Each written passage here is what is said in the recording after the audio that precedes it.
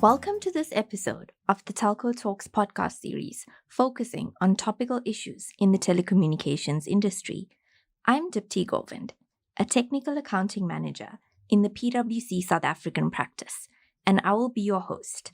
Our aim is to keep you up to date on key accounting issues in the telecommunications industry. Joining me on this podcast is Thamesha Chetty, a technical accounting manager specializing in the telecommunications industry in our PwC South African practice. Welcome, Thamesha. Thanks, Dipti. It's really good to be back joining you on the Telco Talk series. So in the current environment and the impact that COVID-19 has resulted in relief measures being implemented, either by counterparties to agreements or in certain cases by the government. We have seen rent concessions, whereby governments may impose rental holidays or deferrals, or a lessor may voluntarily grant rent concessions as a means to assist a lessee during this challenging economic climate. This will be the focus of today's podcast, and particularly the IFRS 16 accounting considerations regarding rent concessions for lessees. Thamesha, before we get into the accounting detail, would you mind sharing some examples of rent concessions and what we've been seeing in practice? Sure, Dipti. So rent concessions can fit into a few broad categories. So they can be concessions that arise from pre-existing clauses in lease contracts. For example, some lease contracts may be structured in a way that provides guidance as to what the parties are entitled to in the case where there are events that occur that are outside of their control and what relief may be provided. As you've briefly mentioned, rent concessions can arise from actions of the government. In other words, governments may require lessors to provide rent concessions to lessees. Then there's also the forgiveness or waiver of lease payments by the lessor. Now, a waiver of rental payments would be, for example, when during the lockdown period, the government announces that stores and malls need to be closed for a three-month period. A lessor may waive or forgive the rentals due by the lessee during this period, such that the lessee will not have to make these payments at all during this period nor at a later date. Then there's also deferral of lease payments by the lessor. A deferral of lease payments is where the rental due by the lessee will not be forgiven or waived, but will be deferred to a later period or a later point in time. Although there are additional forms of rent concessions, in my experience, the more common rent concessions are waivers and deferrals of rental payments that I've just briefly explained. Thanks, Thamesha. It seems that these rent concessions may have a broad impact across various industries. How do you expect this to impact the telco entities? Well, telco entities may have a range of and numerous lease agreements in place. Many operators lease stores in malls, for example, and it would need to be considered whether parties to the lease agreements have implemented rent concessions of some form, or if there's a requirement from the government to provide relief to lessees.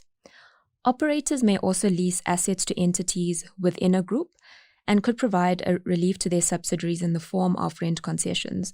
So this is also something to look out for. These are, however, just a few examples of where and how this could apply in the telco space.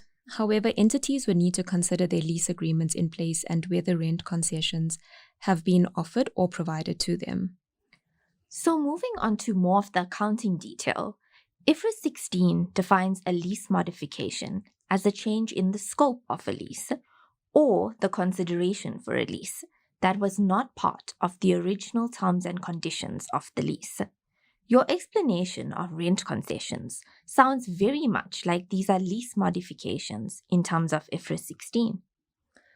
I see why you may automatically think of that, Dipti, as when there is a deferral or a waiver of rental payments, this may indicate that the consideration of the lease has changed and therefore could potentially be regarded as a lease modification. However, this is highly dependent on facts and circumstances, and judgment may also need to be exercised in determining the substance of that arrangement and what the appropriate accounting might be. So it could end up that a rent concession is actually not a lease modification. And this is where the ISB has now stepped in to assist, particularly in light of the COVID-19 pandemic. Oh, yes. The IASB has recently issued an amendment to IFRS 16 related to COVID-19-related rent concessions. Could you perhaps provide a brief overview of this new amendment? Sure. A bit earlier in 2020, around April this year, so the ISB issued educational material and what to consider when lessees and lessors enter into arrangements as a result of COVID regarding rent concessions.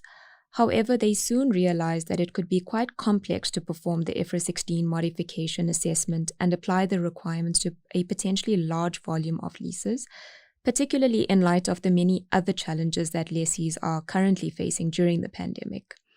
So as a result, the ISB has provided lessees with relief in the form of an optional expedient from assessing whether a rent concession related to COVID-19 is a lease modification.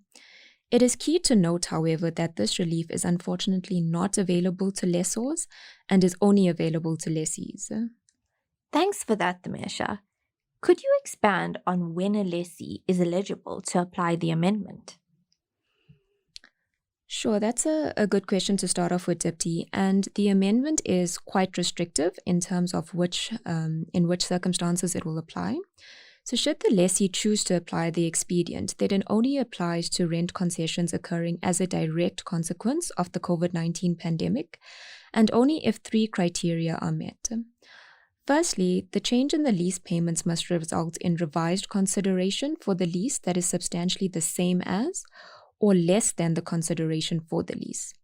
Now, the amendment refers to substantially the same as there could be instances where the lessor may add interest to the consideration. So in the case of a deferral of lease payments, for example, which may then increase the lease payments. Where the increase in the consideration reflects only the time value of money, then the consideration is substantially the same, and so the rent concession could be within the scope of the practical expedient. Am I correct then in saying that where the lease payments are increased, such that the revised consideration is not substantially the same as the consideration before the change, then this would not be in the scope of the practical expedient? Yes, that's spot on, Dipti. Now, to move on to the second criteria, the expedient is limited to a time period. So any reduction in lease payments affects only payments due on or before 30 June 2021. It is important to note that if reductions in lease payments extend beyond this date, then rent concessions in its entirety would not fall within the scope of the practical expedient. It would not be appropriate to apply the practical expedient to the portion of the rent concession that reduces lease payments before 30 June 2021, and then apply IFRS 16 without the practical expedient to the portion of the rent concession that reduces lease payments after this date.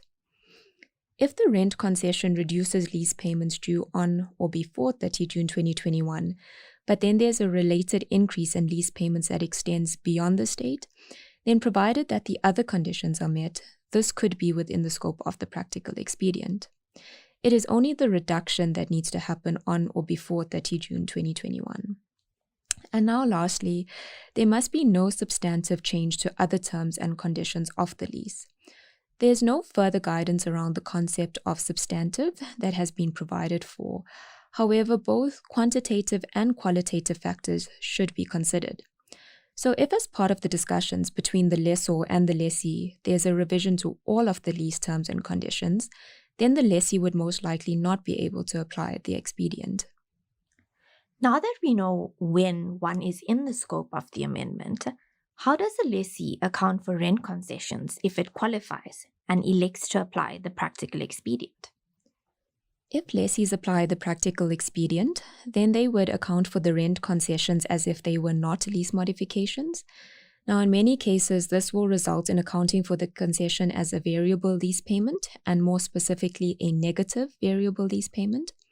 So lease payments could be accounted for, or would, be accounted for in the period in which the lease concession occurs, and there would be a partial derecognition of the lease liability and then again recognized in profit or loss. And are there any differences in the accounting that one should be aware of, depending on what type of rent concession is provided? Yes, there is Dipti. So for a forgiveness or waiver of lease payments, lessees will apply IFRS 9 derecognition of financial liabilities thinking. This would result in a partial derecognition of a lease liability and a gain in profit or loss for the present value of the lease payment forgiven. With regards to deferrals of lease payments, the ISB's educational material explains that the accounting depends on whether the deferral is considered to be proportionate. However, they did not go into the detail of what it means to be proportionate. In our view, proportionate could mean, for example, where lease payments have been deferred for 3 months and then have doubled for the 3 months following that.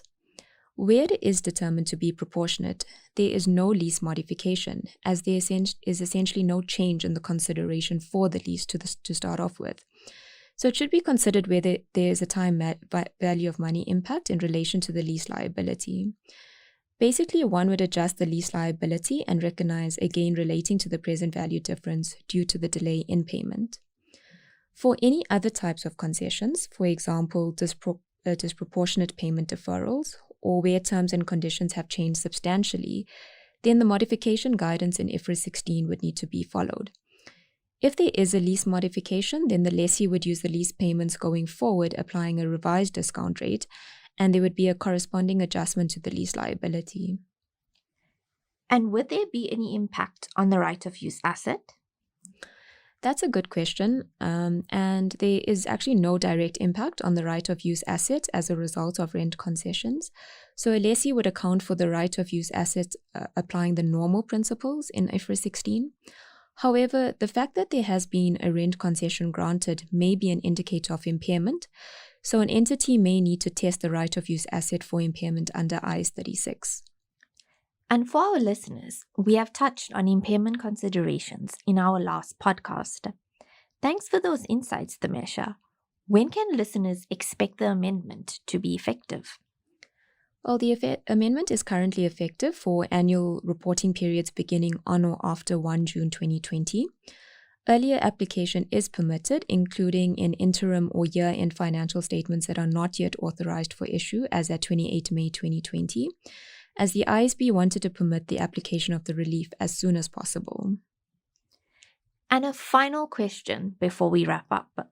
Would a lessee be able to apply the practical expedient to all of its leases? Well, the practical expedient should be applied consistently to lessees with similar characteristics and in similar circumstances. For example, it could be applied to all property leases, which are leases of the same class, but not to equipment leases to the extent the criteria are not met. This has been a very interesting and useful session, and I'm sure it's given our listeners a lot to think about and consider. Thank you for joining us today, Dhamesha. Thanks, Dipti.